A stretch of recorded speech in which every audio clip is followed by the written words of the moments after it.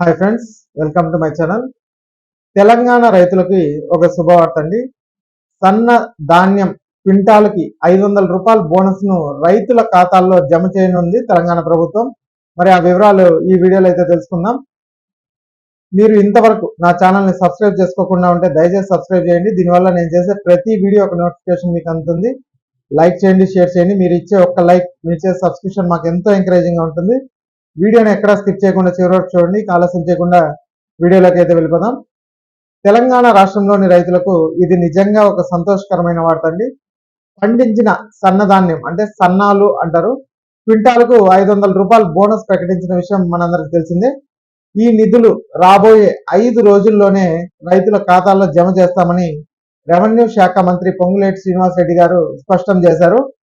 ఖమ్మం జిల్లా నేలకొండపల్లి మండల కేంద్రంలో జరిగిన ప్రజాపాలన ప్రగతి బాట కార్యక్రమంలో పాల్గొన్న సందర్భంగా ఆయన ఈ వివరాలు అయితే వెల్లడించారండి. గత కొన్ని సంవత్సరాలుగా తెలంగాణ రైతులు అనేక కష్టాలను ఎదుర్కొంటున్నారు. ముఖ్యంగా వాతావరణం మార్పులు, అకాల వర్షాలు, చీడపీడల దాడి వల్ల పంట నష్టాలు తరచుగా సంభవిస్తున్నాయి.